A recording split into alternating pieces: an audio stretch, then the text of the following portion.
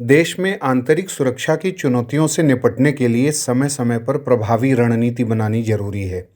देश की आंतरिक सुरक्षा की चुनौतियों की बात करें तो भिन्न भिन्न रूपों वाला आतंकवाद, नक्सलवाद, माओवाद, साइबर अपराध, साइबर आतंकवाद, डार्क नेट, डार्क वेब या डीप वेब जैसी चुनौतियां, भिन्न भिन्न प्रकार की तस्करी, खासकर वन्य जीवों की, ड्रग्स की, हथियारों की, प्राचीन मूर्तियों और कलाकृतियों की, और इसके अलावा पूर्वोत्तर भारत में कई अलगाववादी आंदोलन, उग्रवादी हिंसक गतिविधियों का बढ़ना, एथनिक कॉन्फ्लिक्ट, भारत और राज्य सरकारों के खिलाफ इंसर्जेंट्स की गतिविधियां बड़ी चुनौती के रूप में मौजूद हैं। भारतीय तटों की सुरक्षा भी एक आसान काम नहीं रहा है। इसीलिए सुरक्षा बलों, राज्य पुलिस प्रमुखों, आसूचना एजेंसियों यानी इंटेलिजेंस एजेंसीज की राष्ट्रीय स्तर पर समय समय पर बैठक और सुरक्षा रणनीति की समीक्षा जरूरी हो जाती है। नमस्कार, ध्येय टीवी के न्यूज़ दिस आवर प्रोग्राम में आपका स्वागत है और मैं हूं विवेक ओझा। देश में नक्सलवाद और माओवाद को खत्म करना देश की आंतरिक सुरक्षा के लिए बहुत जरूरी हो गया है।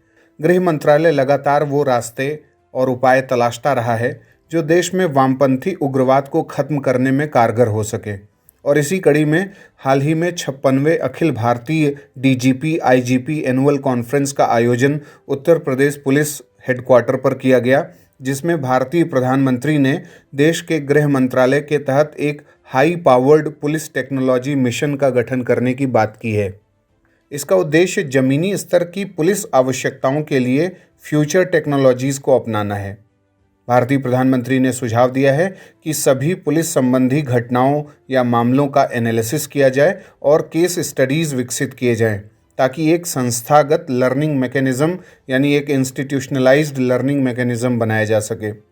उन्होंने कोविड-19 महामारी के दौरान पुलिस के आम जनता के प्रति सकारात्मक मानसिकता की तारीफ की है। डार्कनेट से जुड़ी चुनौतियों से निपटने पर भी इस बैठक में चर्चा की गई। पुलिस प्रमुखों की बैठक में साइबर अपराध से लेकर घुसपैठ और आंतरिक सुरक्षा से जुड़े हर मसले पर चर्चा हुई। उत्तर प्रदेश में बढ़ते साइबर अपराध को रोकने के लिए हर थाने में नोडल अधिकारी की नियुक्ति और साइबर सेल को तकनीकी रूप से बेहतर बनाने पर विचार किया गया। धर्मांतरण के लिए विदेश से आ रहे फंड और उत्तर प्रदेश चुनाव से पहले बांग्लादेशी घुसपैठियों के विनियमन पर भी चर्चा हुई। सभी राज्यों के पुलिस के बीच सूचनाओं की साझेदारी का बेहतर सिस्टम बनाने के बारे में भी इस बैठक में विचार किया गया, और इस बैठक में जम्मू कश्मीर में अन्य राज्यों के लोगों पर हो रहे हमलों पर भी चिंता जाहिर की गई, और नक्सली हिंसा और बेहतर पुलिसिंग से जुड़े मसलों पर यहाँ प्रेजेंटेशन दिया गया। तो ये था डीजीपी और आईजीपी से रिलेटेड जो एनुअल कॉन्फ्रेंस था, जिसमें देश की आंतरिक सुरक्षा से जुड़े पहलुओं पर कई प्रकार की चर्चाएं की गईं। और अब बारी है आज के सवाल की। आपको बताना है कि पिछले एक साल में भारत सरकार के गृह मंत्रालय या भारत सरकार के कोई भी जो एजेंसीज हैं, उन्होंने आंतरिक सुरक्षा प्रबंधन के लिए कौन से महत्वपूर्ण कदम या इनिशिएटिव्स लिए हैं। आप अपने उत्तर हमें कमेंट बॉक्स में बता सकते हैं। आज के लिए इतना ही, इजाज़त दीजिए। नमस्कार।